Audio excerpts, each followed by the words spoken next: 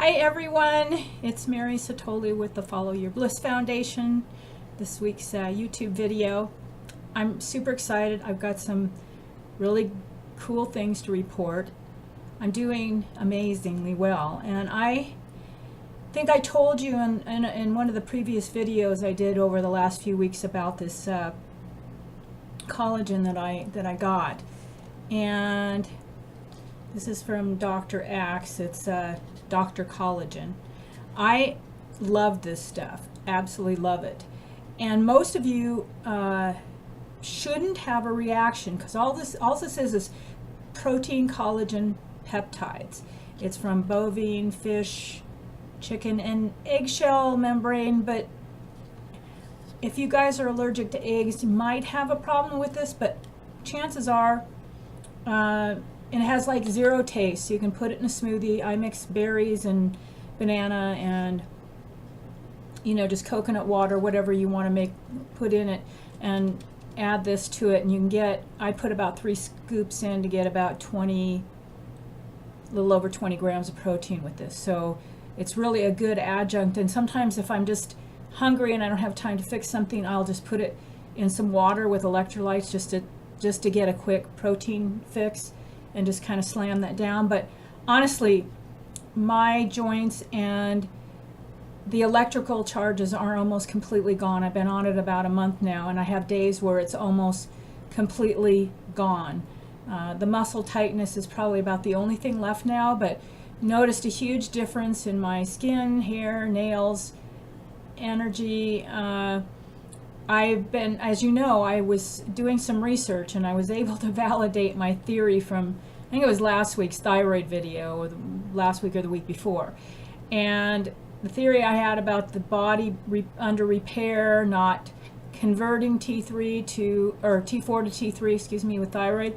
I found a guy by the name of Chris Kaiser. If you guys have done any research on thyroid, you'll be able to find his website.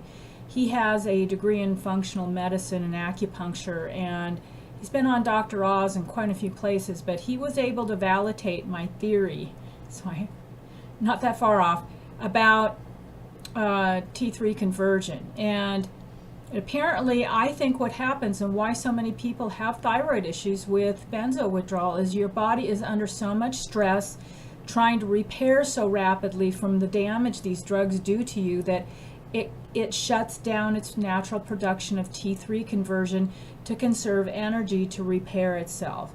So that's the reasoning why so many people have really rapid weight gain, like or weight loss, and then sudden weight gain. It was like, I'm finally down.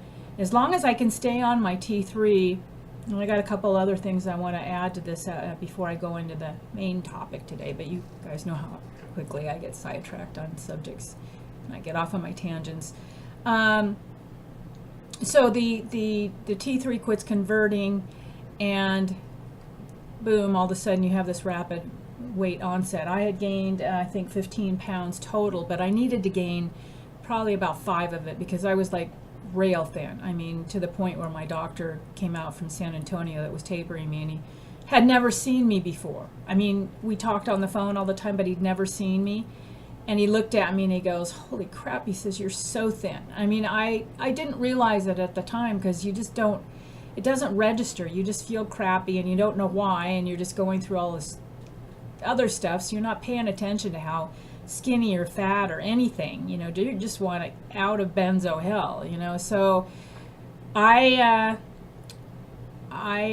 so far, with just a small dose of T3, which so far I'm on day 3, I had to go off a couple days because I just had a massive influx of symptoms. And when I go off of it, the joint pain and tingling and all that stuff, the electrical shock, completely stop. But I'm so flat out tired, I can't move. I mean, I went, I think, 3 days without it last week, or the week before. It was last weekend, I think. And by the 3rd day, Sunday, I completely crashed. I was down on the floor. I'm thinking, why can't I get up? And then as soon as I go off it, it's like all this great diet that I'm doing and everything. I've lost 5-6 pounds, and I just start gaining it right back, and I'm not eating anything that should be putting weight back on me. So it's been metabolic hell here, folks. It's really frustrating. So I'm trying a couple of other things in hopes that this is more research I've done this week. And I know some of you are apprehensive about supplements. That's fine. I'm not trying to encourage anything. I am just trying to help those of you who can or want to experiment after benzo withdrawal, and you're maybe in the healing process, because like I'm a year and a half out now.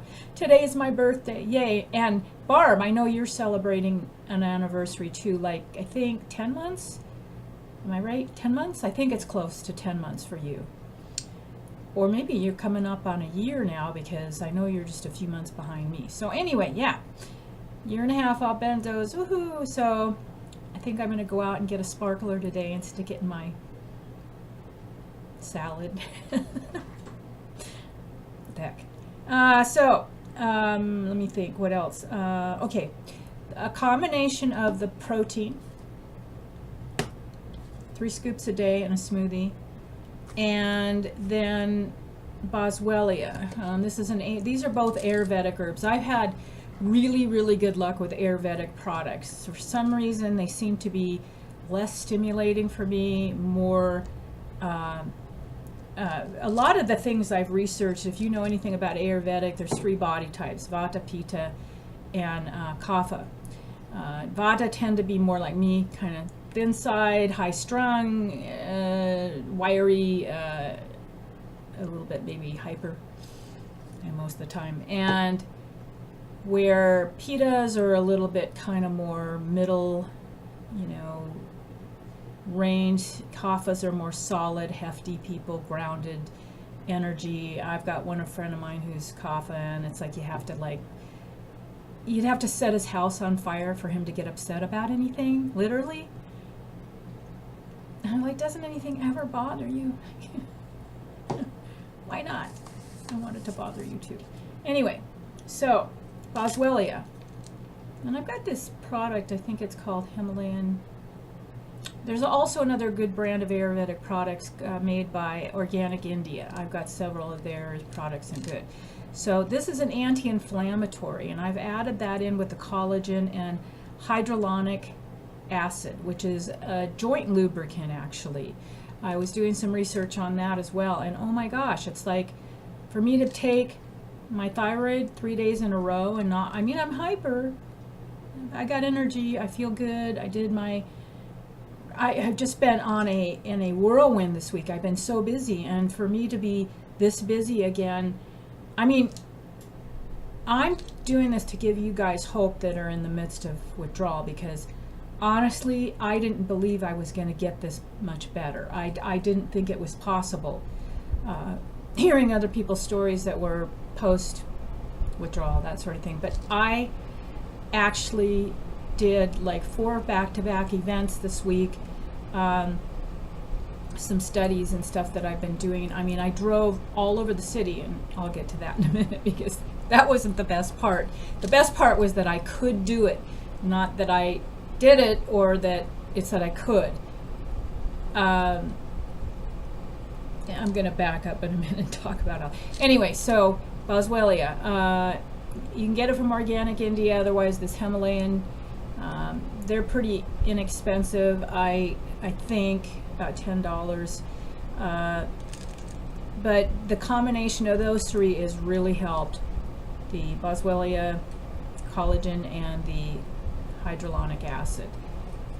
One's anti-inflammatory, one is a joint lubricant, and then the collagen, which has type 2 collagen, is what you need. It's a source that it sort of acts like the glue to repair muscles, joints, ligaments, cartilage, that sort of thing. So really important in rebuilding and the brain, and you need amino acids. It's like the foundation of everything. And so without enough protein in your system, I had one guy that I was talking to, and if he's listening, Bruce, I'm sorry, but I'm totally against your all fruitarian diet. He was eating nothing but fruit. And even though fruit is healthy in moderation, it's still sugar. And he's all wired and can't sleep and all this kind of stuff. And I'm like, hello, you need protein. You need something to ground you. Well, he didn't want to eat animal meat. And I'm not judging vegans, totally not, because I used to be one. And I think it's fabulous if you can be one, but I couldn't, especially with coming off benzos. It's like not the time to become a vegan, in my personal experience with it. But if it works for you, then that's great. But you have to do some things sometimes that maybe you don't want to do. Like right now I'm eating really low carb and it's like really boring. It's high protein, low carb. I mean, we're talking under 100 grams of carbohydrate.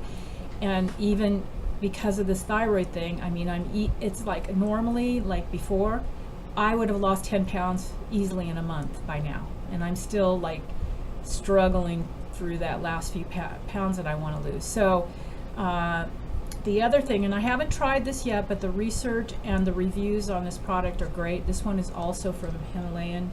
It's called Google. And it's not Google like internet Google, guys. They're digital things. This is spelled Guggul. It's Google or something like that. It's an Ayurvedic Indian herb. Again, research on it's really good because my cholesterol, everything was like totally off the charts or underactive thyroid, too much cholesterol.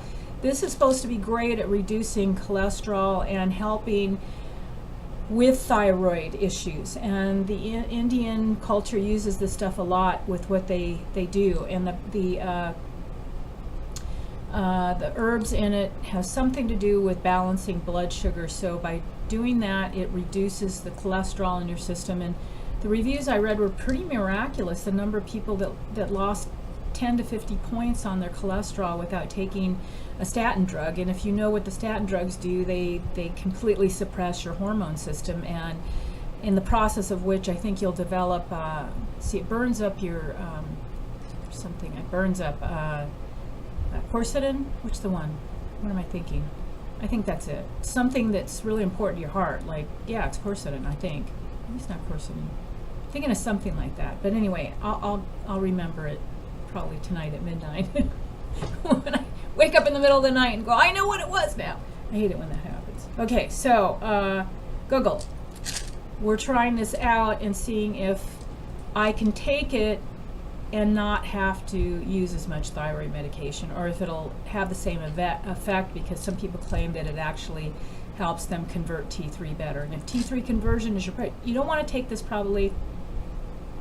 Well, you don't want to take it at all if you're super sensitive. I wouldn't recommend going off on a tangent like I have been, exploring all kinds of things, because I'm hell-bent on getting completely better from this, and I'm almost there.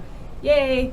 I've got this little bit tiny more to go, and I'm across the finish line. So hopefully this will encourage all you guys to do this. But I wouldn't take it if you actually have a thyroid issue where you're on T4 medication, because the evidence kind of supports more the facts that it supports conversion to T3. So most people need that if they have a thyroid issue, because you need T4 and T3 for different things, but T3 is your active form, which is what you need with this. And I have plenty of T4, my TSH is fine, my T3 is low. And if you guys have that issue, which I suspect many people in benzo recovery do, it's just that they don't know it, because a lot of doctors don't know to test your free T3 and your reverse T3 and all that's a complicated thing.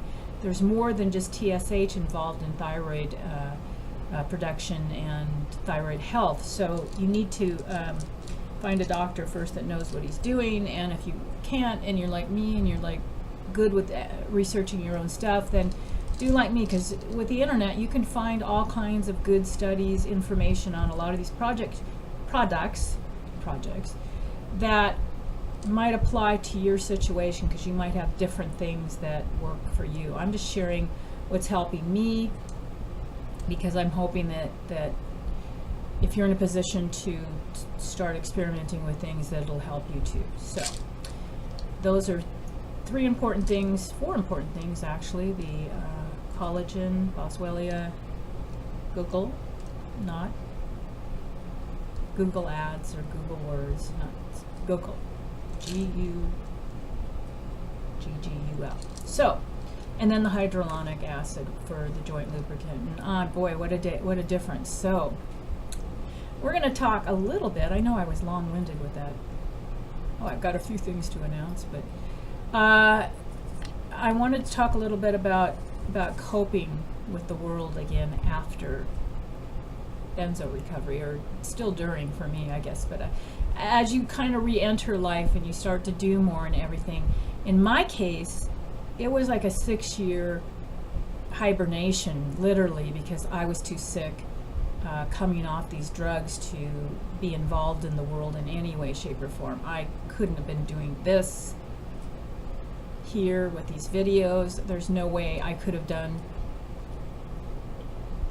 even half the stuff I'm doing now. I mean, it just was, as you know, it's debilitating and it's horrible and it destroys your life and your friendships and your relationships, and it's really hard for people that come into your life or have been in your life, even that love you and care about you, to understand these things. And I'm apprehensive about even sharing too much with people that I may not know really well still, because I'm not sure how well they're going to even understand my recovery at this stage, which is, I would say, probably 95% there, and I'm still struggling some days with certain things, and I can't do certain things on those days. Like yesterday, I was wiped out after driving back and forth into the other side of Phoenix and being at these places for several hours and doing these projects. I was wiped out. I came home yesterday afternoon and I ate something, I think. I don't even remember yesterday. I was so tired. And I hadn't slept much the night before, but I could do it. The fact is I got there and I did it, and that's like way cool for me, because I'm exceeding my expectations as far as my activity level now, which you kind of go, wow, I actually did that, and I'm here to talk about it. I didn't die on the freeway. I'm surprised I didn't with some of the drivers out there, but I still amazed at how sometimes just wiping, I'd be wiped out from going to the grocery store and coming home, and that would be it for the day. And I didn't know how I was going to get there. Some days I didn't even make it to the grocery store. So to spend an hour back and forth in traffic and be at an event around people for 2-3 hours is pretty amazing. So the things I'm finding difficult to cope with. Okay,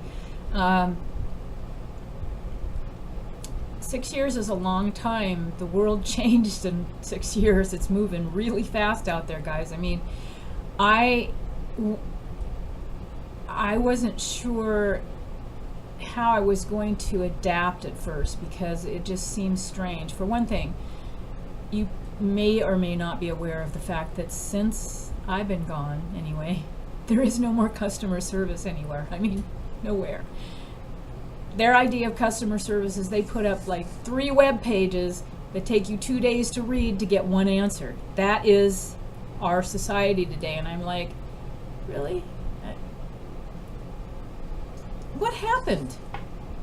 I mean, I don't know. I have trouble coping with this because I don't like to read instructions. I'm not a visual learner. I put things together and they go together wrong because I don't have the patience to read instructions. So I hope for the best. I'm a tactile learner, what can I say? So for those of you who struggle, and there are days that some days not anywhere near as much now, but there were points where I could not read squat.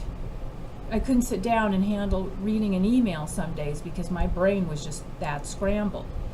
Now I can focus on a lot of things at different times, but that's tripping me out. The customer service thing. I spent 2 days last week dealing with my water order because the people I ordered it from did not give FedEx the right delivery instructions, and I have my delivery place is around back. My entrance is around back at the house I live in, so they leave it out front, and I have someone stealing my packages. So I was 2 days in hell trying to get them to come out and move it because I can't lift these things or carry them any distance. But so that was a 2-day project, and of course, you get the people on the customer service lines if you can get someone, FedEx, that's in India. They're not going to really They don't care what happens to my water delivery. Are you kidding me? So 2 days I'm trying to get to the warehouse and get a driver to come out here and pick it up. So you have to, like, one of the things I'm finding as far as coping skills with this whole thing is that you have to find ways to prevent misunderstandings. I mean, you like have to cover your butt every which way you're going with this stuff. So if you have, like in my case, I tried that. I gave them the instructions to deliver, but they didn't pass it on. So, and I even called FedEx to make sure. So I twice, and they still didn't get so some stuff you can't. You can try, but some stuff they still don't pay attention. They just don't. They don't give a crap. That's the way of the world, it seems. Anyway, I'm not everything, but it seems like a lot of it seems like that. So, okay, so the other things. Oh, I thought my road rage was a thing of the past, guys. Whoa, Mary was a little hot around the collar with a few people that were driving in the HOV lanes at 50 miles an hour, and I'm late, and this isn't working for me. I thought that Miss TM, I'm meditating, I'm centered and grounded, that I would sit in my car in traffic and just ohm right along. No. So yeah, just trying to cope with new things that were, I thought, a done deal. Like I wasn't going to have to deal with traffic and all this stuff. Because I mean, before I was afraid to drive to 2 miles to the grocery store or wherever, and usually I don't do that much driving because I work out of my home and I'm here most of the time, but this week was sort of a rare thing for me to be out in traffic for an hour almost every day this week, and that's just one way, because I mean I was driving all the way across the city. So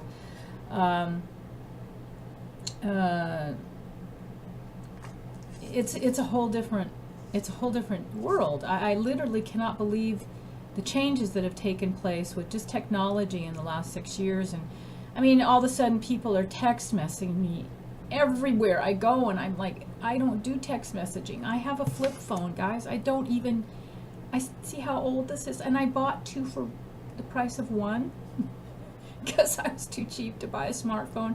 I don't want all this stuff in my life, and it's been really hard because I'm thinking, even when I punched in something at the website, I'm doing a bid on something, and it asked me if I wanted bids texted me, and I said no, and they sent them to me anyway. I'm like, how do I get out? You can't. I found you can't escape it. It's unescapable. So that's another thing I'm having a really difficult time with, is texting. I don't, and I guess that smartphones, you can talk in them and they're voice activated now. I didn't know they had that. If I were to try to text message something, my thumbs would break. I would never get through an entire text message, because it would take days, probably weeks in my case, on this phone. So whatever you do, don't text message me, because I don't have a smartphone. So I just wanted to give you a little bit of a heads up on that one. So traffic, texting, websites, the world is changing, and we have to find ways to deal with our anxiety. And I mean, because I've had some anxiety this week. I mean, I'm in the car and I've got anxiety. I'm thinking, where is this coming from? I haven't had anxiety in months, but I've been in my little bubble, and now all of a sudden I have to deal with the real world, and it's different without Benzos. It's like I was doing a lot of deep breathing in my car this week, and that's what you have to do. You just have to breathe a lot. And I know people have sent me comments and messages that are still struggling with their different symptoms that I've tried to help them with. But the number one thing I tell people is deep breathing. Without a doubt, that yoga and meditation were the things that got me through the worst part of acute withdrawal. Some days, all I did was lay under my sheets and my covers in my bed, because it was so scary that I didn't think I was going to make it, and I just did deep breathing and yoga when I could get out of bed and stretch, because the last 4 months were pretty wicked. So if there are any few things that I can encourage you to do is breathing, meditation, yoga, and protein.